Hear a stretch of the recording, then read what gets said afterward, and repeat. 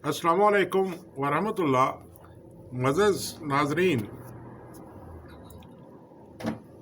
आज ये आजिज़ इंसाफ के मुताल्लिक़ कुछ कहना चाहता है। इंसाफ जैसा दिलकश और इंसानों की ज़िंदगी को राहत व सुकून देने वाला हसीन फूल धरती पर कभी कभी बहुत कम खिलता है। जहाँ इसकी खुशबू फैलती है वहाँ हर सू ताजगी और पाकीज़गी का राज होता है। जब ये फूल मुरझाकर अपनी ताजगी खो देता है, वहाँ देखते देखते नफ़रत और वहशत के कांटे जवान होने लगते हैं।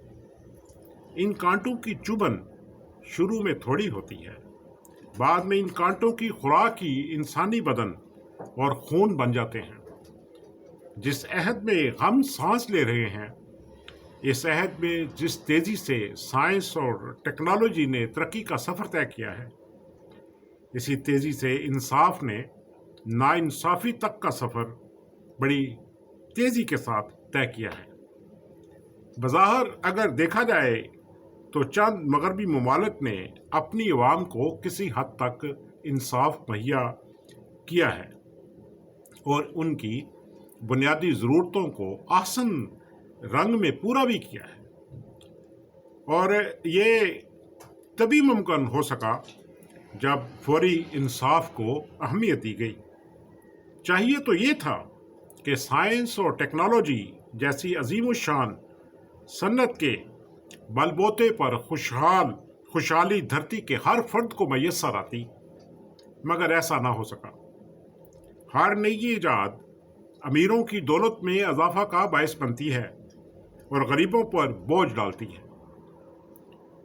हर नई ईजाद अमीरों की दौलत में इजाफा का बायस बनती है और गरीबों पर बोझ डालती है। नतीजा ये निकलता है कि अमीर अमीर तर और गरीब गरीब तर होता चला जा रहा है। ज़हीन लोग यकीनन इंतहाई तहसीन के काबिल होते हैं, और वो लोग जो ज़हीन होने के साथ साथ इंसान दोस्त भी हों, वह तारीख़ इंसानी में हमेशा अदब व एहतराम से याद किए जाते हैं। काबिल एहतराम ज़हीन साइंसदानों ने जहाँ अपनी ज़िंदगियाँ इंसानों को आसानियाँ और आराम पहुँचाने के लिए वक्फ कर रखी हैं, वहीं सियासतदानों ने साइंस को कारोबार और इंसानी ज़िंदगियों से खेलने का औजार बना रखा है। अहद हाज़र में जहाँ अमीर ममालिक की हवस में इजाफा देखने में आ रहा है, वहाँ गरीब ममालिक में शदीद नफ़रत और बगावत के जरासीमों में भी बेतहाशा इजाफा हो रहा है। अपने भी जी है आखिर इंसाफ कर के कब तक तू ये सितम करेगा, हम दरगुजर करेंगे। दौलत की हवस और ताकत का नशा सिर्फ ताकतवर और दौलतमंद ममालिक तक ही महदूद नहीं है। ये सूरत हाल गरीब ममालिक में भी कम नहीं है, बल्कि बहुत ज़्यादा है, और इन गरीब ममालिक में गुर्बत की वजह ही ये दौलतमंद और ताकतवर इशराफिया है। हमेशा से ही ताकत और दौलत रखने वालों का ये मिजाज रहा है कि अवाम को जहल रखकर इन्हें अपना गुलाम बनाकर उनकी खून पसीने की कमाई को हड़प कर लिया जाए। लेकिन ये भी याद रहे कि तारीख के सीने पर ऐसे ताकतवरों के नाम भी लिखे हैं जिनकी तादाद बहुत कम है, जिन्होंने इक़्तिदार में आते ही अपनी सारी कुव्वत अपने अवाम को खुशियाँ देने में कुर्बान कर दी। हम देखते हैं कि अहद हाज़र में मगरबी अमीर ममालिक के हुक्मरान अपने शहरियों के हकूक़ के मुहाफ़िज़ हैं, और अदालतें शहरियों की हक तलफी नहीं होने देती, और ये अदालतें किसी भी ताकतवर को शहरियों के हकूक़ पामाल करने की इजाज़त नहीं देती। एक अहम बात यह है कि इन मगरबी ममालिक में रहने वाले करोड़ों गरीब ममालिक से आए हुए लोगों को भी मसावी हकूक़ मिलते हैं। किसी के मज़हब या मिल्लत को मद्देनज़र रखे बगैर अदालतें और हुकूमतें ان کے شہری حقوق کو یقینی بناتی ہیں۔ مغربی امیر ممالک نے بھی در حقیقت ناانصافی اور ظلم کا کھیل کھیلنے کے لیے اپنی عوام کی آنکھوں پر خوشحالی کی پٹی باندھ رکھی ہے، بلکہ یہ کہنا چاہیے خوشحالی کی کالی پٹی باندھ کر انہیں اندھا کر دیا ہے۔ انہیں نہیں بتایا جاتا کہ ان کی خوشحالی کے لیے غریب ممالک کے وسائل کو زبردستی لوٹا جا رہا ہے۔ جہل اور مذہبی بنیاد پرستوں کی کمزوریوں سے فائدہ اٹھانے کے لیے انہیں آپس میں لڑانے کے لیے ایندھن ہم فراہم کرتے ہیں۔ دنیا میں سب سے زیادہ ہتھیار بنا کر ہم بیچتے ہیں، اور ان ہتھیاروں کو اچھے برے لوگ مہنگے داموں خرید کر سالانہ لاکھوں انسانوں کو قتل کر دیتے ہیں۔ وہ ادویات جو آپ کو مفت فراہم کی جاتی ہیں ان کو دنیا میں مہنگے داموں فروخت کیا جاتا ہے، اور انہیں کسی بھی صورت میں ان دواؤں کے بنانے کا طریقہ نہیں بتایا جاتا۔ جنگ زدہ غریب اور جاہل اقوام کے قیمتی وسائل لوٹ کر انہیں خیرات دے کر ان سے ہمدردی اور انسانیت کا میڈل بٹورا جاتا ہے۔ وسائل لوٹنے کے ساتھ ساتھ ان وسائل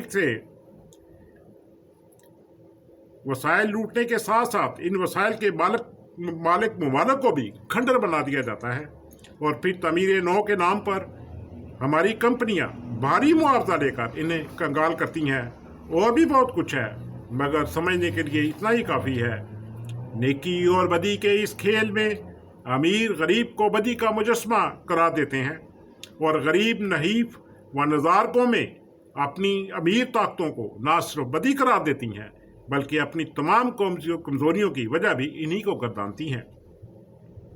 مٹ جائے گی مخلوق تو انصاف کرو گے، مٹ جائے گی مخلوق تو انصاف کرو گے، منصف ہو تو اب حشر اٹھا کیوں نہیں دیتے۔ اسلامی کہلانے والے ممالک میں مسلمان جن کا مذہب کہتا ہے کہ تم ناانصافی سے بچو، جب تم لوگوں کے درمیان حکومت کرو تو انصاف کے ساتھ حکومت کرو، انصاف کے ساتھ مضبوطی سے کھڑے ہو جاؤ، اللہ کی خاطر گواہ بنتے ہوئے انصاف کو مضبوطی سے قائم کرنے والے بن جاؤ۔ کسی قوم کی دشمنی تمہیں ہرگز اس بات پر آمادہ نہ کرے کہ تم انصاف نہ کرو۔ انصاف کرو، یہ تقویٰ کے سب سے زیادہ قریب ہے۔ یقیناً اللہ انصاف کرنے والوں سے محبت کرتا ہے۔ اور یہاں تک قرآن مجید میں اللہ تعالیٰ رسول اللہ صلی اللہ علیہ وآلہ وسلم کو مخاطب کر کے جھوٹوں اور مال حرام کھانے والے بھی اگر تیرے پاس آئیں، اگر تو فیصلہ کرے تو ان کے درمیان انصاف سے فیصلہ کرو۔ یہ مخاطب کر کے اللہ تعالیٰ نے یہ فرمایا ہے۔ معزز ناظرین، انتہائی بدقسمتی کی بات ہے کہ اسلامی کہلانے والے ممالک میں انصاف کا حسین پھول ناانصافی جیسے خونی کانٹے میں تبدیل ہو چکا ہے، اور اس منحوس کانٹے کی چبھن نے مسلمانوں کے بدن پر پڑی اسلامی تعلیمات کی سنہری چادر کو تار تار کر دیا ہے۔ ناانصافی کے منحوس چراغ چھوٹے بڑے دنیا کے ہر ملک میں جل رہے ہیں، اور اسلامی کہلانے والے سعودی عرب کے پاس سب سے بڑا چراغ، بلکہ کہنا چاہیے کہ ناانصافی کے علاوہ روشن ہے، جن کی شدت اس قدر ہے کہ اس میں عراق، شام اور لیبیا جل کر راکھ ہو چکے ہیں، اور یمن بھی جل رہا ہے۔ دوسرے بہت سے ممالک بھی سعودی نفرت اور ناانصافی کے شعلوں کی زد میں ہیں۔ پاکستان تک اس آگ سے محفوظ نہیں، اور جہاں تک پاکستان میں انصاف کی صورتحال کا تعلق ہے، انتہائی خوفناک صورتحال ہے۔ چند دن پہلے سپریم کورٹ میں ایک ایسے زمین کے مقدمے کی سنوائی ہوئی تھی جو 1918 میں درج ہوا تھا۔ متنازع زمین کے اصل مدعیان کی تیسری نسل عدالت میں جب پیش ہوئی تو جج نے یہ کہہ کر ایک وکیل نہیں آیا، سماعت غیر معینہ مدت تک کے لیے ملتوی کر دی۔ اس دن اس کیس کی 100ویں سالگرہ تھی، اور فلک نے یہ نظارہ دیکھا کہ دونوں فریق سپریم کورٹ کے لان میں اپنے کیس کے 100 سال مکمل ہونے پر کیک کاٹ رہے ہیں۔ پاکستان کی عدالتوں کے انصاف کا معیار انتہائی گرا ہوا اور قابل مذمت ہے۔ جہاں کسی زمانے میں پاکستان نامی تالاب میں جسٹس کیانی کارنیلسن اور کچھ دوسرے ججوں نے انصاف جیسے حسین قبل کی حفاظت کرنے کی کوشش کی تھی، اب صرف تالاب باقی ہے، مگر انصاف کے تمام قبل ناپید ہو چکے ہیں۔ لوگ عدالتوں میں بھٹک بھٹک کر مر رہے ہیں، جھوٹے مقدمات بنائے جاتے ہیں، جھوٹے گواہ عدالتوں کے گرد منڈلاتے ہیں، معصوم بے گناہ لوگ ناکردہ گناہوں کی سزا بھگت رہے ہیں، جج بک رہے ہیں، وکیل بک رہے ہیں، گواہ بک رہے ہیں۔ یوں لگتا ہے کہ انصاف کے متلاشی عدالتوں میں نہیں بلکہ طوائفوں کے کوٹھے پر دلالوں سے بھاؤ تو کر رہے ہیں۔ حکومت نائکہ بنی بیٹھی ہے اور عدالتی طوائفیں اور دلال بڑی عوام کی زندگی اجیرن کر رہے ہیں۔ معزز ناظرین، یہ جو آج کل ایک بڑے دردناک صورتحال ہے پاکستان میں کہ وہ جو واقعہ ہوا ہے موٹر وے پر خاتون سے زیادتی کا، اور فواد چودھری صاحب نے ایک بڑی دلچسپ بات کی ہے۔ وہ کہتے ہیں کہ سالانہ 5000 زیادتی کے کیس رجسٹرڈ ہوتے ہیں اور صرف 5% جو ہے وہ ان کے کو سزا سنائی جاتی ہے، باقی سبھی چھوٹ جاتے ہیں۔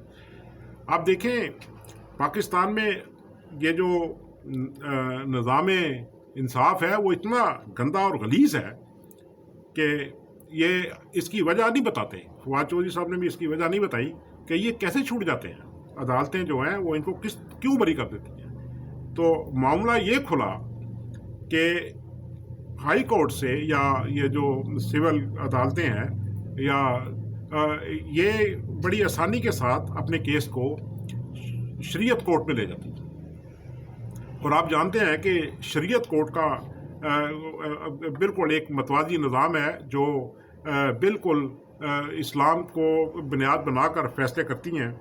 اور وہ کیا کرتی ہیں؟ کیونکہ وہاں پر ان کو 4 شہادتیں چاہیے ہوتی ہیں جنہوں نے خود اپنی آنکھوں سے دیکھا ہو۔ اب کوئی ایسا کیس میں نہیں سمجھ سکتا کہ کوئی ایسا کیس ہوگا کہ جس کو 4 بندے دیکھ رہے ہوں اور اس کے بعد وہ چاروں گواہی دیں۔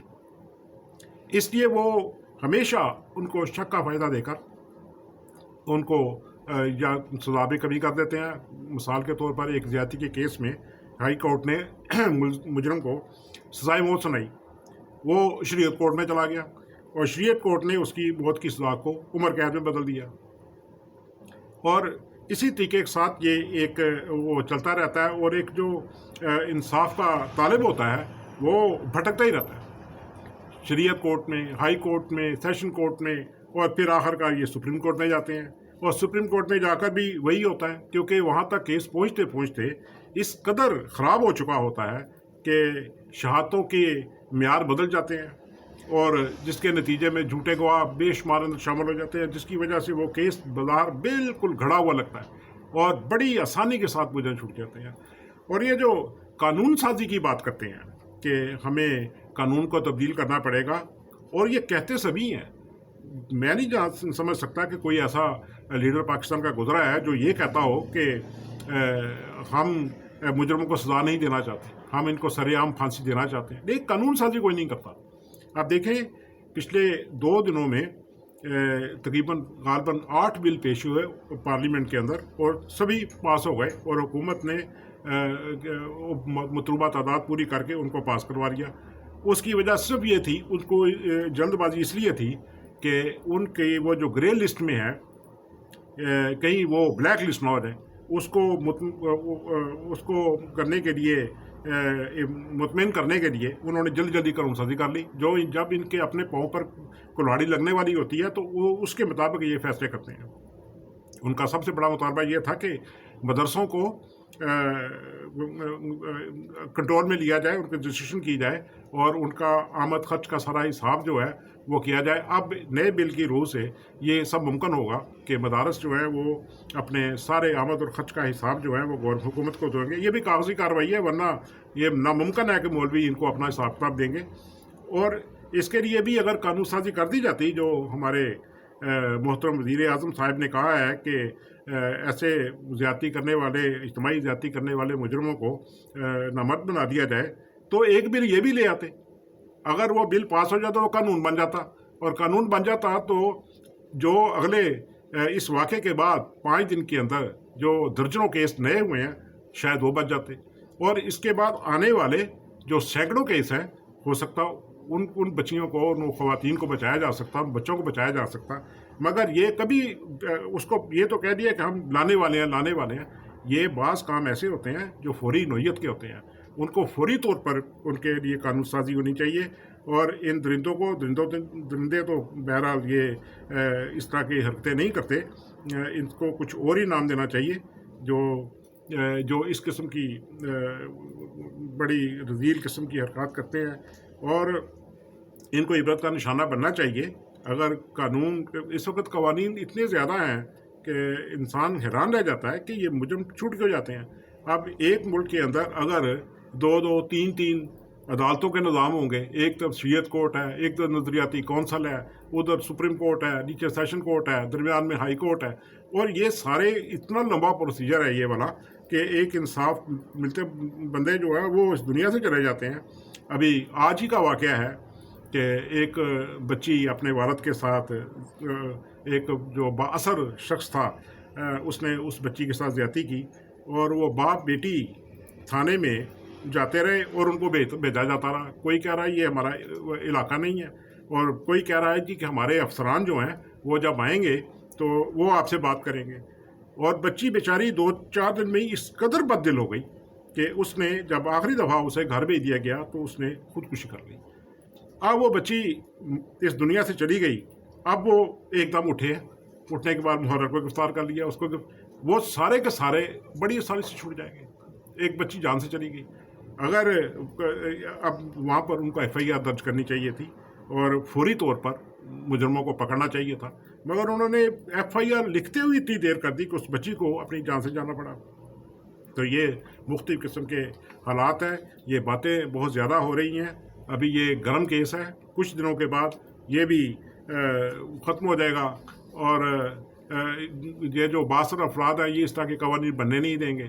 یہ جتنے بھی ڈیرے ہیں یا بااثر لوگ ہیں ان کو وہ خود یہ سارے کام کرتے ہیں اپنے اپنے ڈیروں پہ، اور یہ وہ ہر جگہ پہ یہ کام کرتے ہیں، اس لیے وہ قانون سازی ہونے ہی نہیں دیں گے، اور یہ اسی طرح باتیں ہوتی رہیں گی.